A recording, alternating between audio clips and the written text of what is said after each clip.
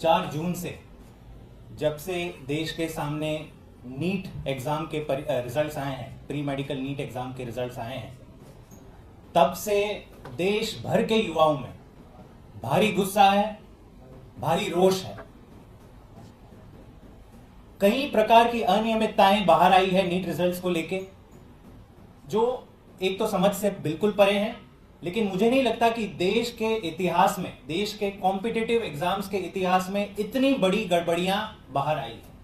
आप सोचिए, देश के इतिहास में हर साल, जब से देश आजाद हुआ है, हर साल कितनी दर्जनों नेशनल लेवल की कॉम्पिटिटिव एग्जाम्स होती हैं, लेकिन 4 जून को जब नीट परीक्षा के रिजल्ट्स बाहर आते हैं तो इतने बड़े सवाल आज देश के युवा भारतीय जनता पार्टी और उनकी केंद्र सरकार से पूछ रहे हैं, जो मेरे ख्याल से आज तक ऐसे सवाल कभी नहीं पूछे गए। ये बहुत दुखद घटना है। लेकिन ये जो बड़ी गड़बड़ियां बाहर आई है, ये केवल 4 जून को नहीं आई है। इसको मैं सिलसिलेवार पहले बता देता हूं कि 2024 की जो नीट एग्जाम है, उसमें जो गड़बड़ियां का पूरा क्रोनोलॉजी है, वो जब से एग्जाम हुई थी तब से बाहर आया है। 5 मई को नीट की एग्जाम हुई थी इस देश में। कुल 24 लाख कैंडिडेट्स ने एग्जाम दी थी, 24 लाख कैंडिडेट्स। 5000 सेंटर्स में ये एग्जामिनेशन हुई थी। उसी दौरान 2 ऐसी घटनाएं बाहर आती है। पहली आती है बिहार में, जहां पे एक पेपर लीक का मैटर बाहर निकल के आता है। बिहार की पुलिस तुरंत 13 लोगों को अरेस्ट करती है। उसके बाद गुजरात से एक हादसा आता है, वहां पे भी एक पेपर लीक की घटना बाहर निकलती है नीट की परीक्षा को लेके, वहां पे भी 3 लोग अरेस्ट होते हैं। लेकिन ये घटना घटने के बाद आज तक केंद्र सरकार या इन दोनों राज्यों की सरकारों ने बताया नहीं है कि क्या पेपर लीक हुआ था, कहां तक पहुंचा था, कितने लोगों तक ये लीक पेपर पहुंचा था। इस पे कोई स्पष्टीकरण नहीं आया। ना ही नेशनल टेस्टिंग एजेंसी एनटीए जो नीट कराती है, ये भी इस मैटर पे पूरी तरह से चुप है। तो एक तरफ आपने लोगों को अरेस्ट कर दिया है और दूसरी तरफ आप ये बोल भी नहीं रहे हैं कि नहीं पेपर लीक हुआ है या नहीं हुआ है। तभी से नीट 2024 की परीक्षा पर सवालिया निशान खड़े होने शुरू हो गए। और दोस्तों, जब 4 जून को रिजल्ट्स बाहर आए नीट एग्जाम के, तो मेरे ख्याल से जितना भी संदेह था ये पूरी तरह से हट गया। ऐसा लग रहा है कि देश के युवाओं के साथ, उनके भविष्य के साथ इतना बड़ा खिलवाड़ इससे पहले नहीं हुआ। हमें लगता है नीट एग्जामिनेशन में गड़बड़ियां नहीं हुई है, एक बहुत बड़ा घोटाला हुआ है। और ये मैं क्यों कह रहा हूं, ये मैं आपको बता दूं। पिछले 4 दिनों से केवल एक मुद्दा देश के युवा डिस्कस कर रहे हैं कि जो रिजल्ट्स आए हैं इनमें इस प्रकार की गड़बड़ियां कैसे निकल सकती हैं। पहली गड़बड़ी, जिस एग्जाम में अनुमन हर साल 2 टॉपर 3 टॉपर घोषित हुआ करते थे, इस साल 67 टॉपर जिनको 720 में से 720 मार्क्स मिले वो घोषित हुए। मैं तो आज भी दंग हूं। 720 में से 720 मार्क्स, 100% मार्क्स देश के इतिहास के किसी भी कॉम्पिटिटिव एग्जाम में नहीं मिले इतने बच्चों को, लेकिन नीट के एग्जाम में मिल गए। पिछले सालों की अगर बात करें तो 2023 में केवल 2 कैंडिडेट्स को फुल मार्क्स मिले थे। 2022 में 4 कैंडिडेट्स को टॉपर घोषित किया गया था और 2021 में 3 कैंडिडेट्स को टॉपर घोषित किया था। लेकिन सडनली 67 टॉपर्स।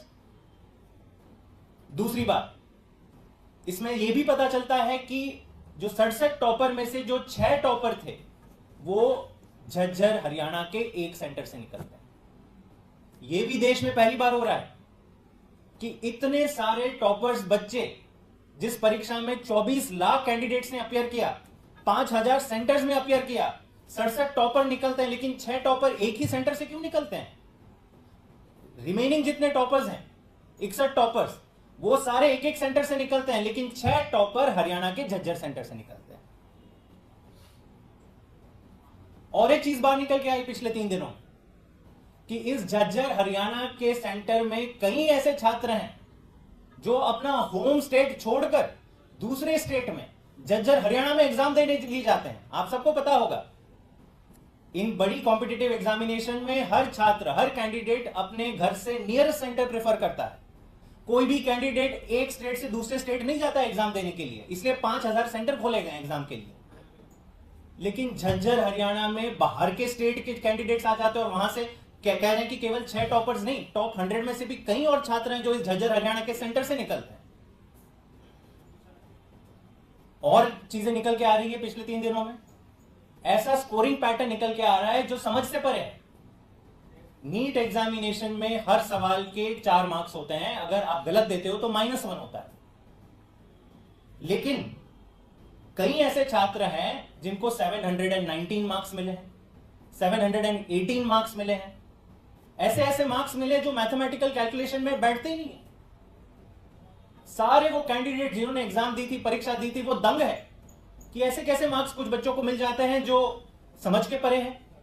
जब सवालों का पहाड़ टूट पड़ा, एनटीए ने कोई बाहर आके इसका स्पष्टीकरण नहीं किया, जब रिजल्ट आए, जब दबाव पड़ा, तब पता चलता है कि एनटीए ने ग्रेस मार्क्स दे दिए। कहते हैं कि एग्जामिनेशन में कुछ टाइम लॉस हुआ था कुछ बच्चों का, तो हमने अपने फॉर्मूले के हिसाब से ग्रेस मार्क्स दे दिए। अब ये रिस्पॉन्स एनटीए का और ज्यादा सवाल पैदा करता है। एनटीए की गाइडलाइंस में ग्रेस मार्क्स का कोई प्रावधान नहीं है, कोई फॉर्मूला नहीं है। तो आपने सडनली ओवरनाइट, और वो भी कह रहे हैं कि नहीं, हमने केवल 4 राज्यों के कुछ सेंटर्स, 4 या 5 सेंटर्स के बच्चों को ग्रेस मार्क्स दिए हैं। ये आपने कैसे तय कर लिया? इसका फॉर्मूला कैसे तय कर लिया? जब सवाल पूछा गया कि कितने बच्चों को मिले ग्रेस मार्क्स, तो पता चलता है 1563 बच्चों को ग्रेस मार्क्स मिले हैं, और इनमें कुछ ऐसे बच्चे हैं जिनको 100 मार्क्स तक ग्रेस में मिले हैं। ये देश के इतिहास में किसी भी कॉम्पिटिटिव एग्जाम में ऐसा नहीं हुआ। दोस्तों, ये बहुत बड़ा घोटाला है, बहुत बड़ा षड्यंत्र है, और इसके चलते जिन जिन बच्चों को ग्रेस मार्क्स मिले हैं वो लाखों की संख्या में मेरिट लिस्ट में ऊपर हो जा रहे हैं। जिन बच्चों को ग्रेस मार्क्स नहीं मिले हैं, सालों की मेहनत के बाद जो अपने मार्क्स मिले हैं, लेकिन वो देखते हैं कि कुछ बच्चों को ग्रेस मार्क्स मिले और वो बहुत ही आगे चले गए, उनके सालों की मेहनत बर्बाद हो गई। जब से देश के युवा भारतीय जनता पार्टी और उनकी केंद्र सरकार को यह सवाल पूछ रही है, तो पूरी की पूरी भाजपा चुप है। देश के युवाओं के जज्बातों के साथ इतना बड़ा खिलवाड़ हो रहा है, उनके भविष्य के साथ इतना बड़ा खिलवाड़ हो रहा है, लेकिन भारतीय जनता पार्टी चुप है। यह बहुत गंभीर घटना है, क्योंकि देश का जो कॉम्पिटिटिव एग्जाम्स का ढांचा है, आज से पहले इतने बड़े सवालिया निशान कभी नहीं पूछे गए। भाजपा हमेशा क्या कहता था कि हम भारत को विश्व गुरु बनाएंगे, लेकिन आज पूरी दुनिया देख रही है। ये नीट की परीक्षा ऐसी परीक्षा है जिसको पूरी दुनिया देखती है। जेईई की परीक्षा होती है, नीट की परीक्षा होती है। पूरी दुनिया आज देख रही है कैसे भारतीय जनता पार्टी, जो भारत को विश्व गुरु बनाने की बात करती है, एक कॉम्पिटिटिव एग्जाम ढंग से नहीं करवा पा रही। आज केंद्र सरकार की इन हरकतों की वजह से, इनकी चुप्पी की वजह से, इनकी नॉन ट्रांसपेरेंट एक्शन की वजह से, बहुत दुख के साथ ये मैं कह रहा हूं कि देश की पूरी कॉम्पिटिटिव एग्जाम की जो व्यवस्था है, एग्जामिनेशन सिस्टम का जो ढांचा है, उस पर विश्वसनीयता लोगों की कम हो गई है। ये बहुत बहुत गंभीर मुद्दा है, बहुत बहुत दुखद मुद्दा है। लेकिन दोस्तों, ये पहली बार नहीं हो रहा है कि भाजपा की देखरेख में पेपर लीक हो रहे हैं, एग्जामिनेशन की क्रेडिबिलिटी पे सवालिया निशान पैदा हो रहे हैं। भाजपा का लंबा इतिहास रहा है, आप देखते जाइए। सबसे पहले आता है गुजरात। 25 साल से ऊपर से इनकी सरकार है गुजरात में। गुजरात में कहते हैं पेपर लीक एक ऑर्गेनाइज्ड क्राइम है। पिछले 11 सालों में 11 बार पेपर लीक हो चुके हैं एग्जामिनेशंस के गुजरात में। यही भारतीय जनता पार्टी है जो कहती है कि हम देश को कहां से कहां पहुंचा देंगे। अपने गुजरात में भी ये लोग पेपर एग्जामिनेशन नहीं करवा पाते हैं ढंग से। जनवरी 2023 में पंचायत जूनियर क्लर्क का एग्जामिनेशन हुआ था गुजरात में। 10 लाख कैंडिडेट्स ने अपियर होना था, पेपर लीक हो गए, खत्म, उनका भविष्य अंधेरे में। नवंबर 2019 में Gujarat subordinate services board exam का पेपर होना था, वो भी लीक हो गया। 6 लाख कैंडिडेट्स थे जिनका भविष्य अंधेरे में चला गया। कुल 11 ऐसे पेपर लीक हुए हैं गुजरात में पिछले 11 सालों में। यूपी की बात कर लें यहां पे भी भाजपा की डबल इंजन सरकार कहते हैं, काफी डिंडोरा पीटते हैं कि हमने यूपी में ये कर लिया वो कर लिया। क्या दिखाता है? डेटा दिखाता है कि यूपी में भी हाल ही में फरवरी 2024 में पुलिस कांस्टेबल रिक्रूटमेंट एग्जामिनेशन का पेपर लीक हुआ। वहां पे कितने उम्मीदवार थे, कितने कैंडिडेट्स थे?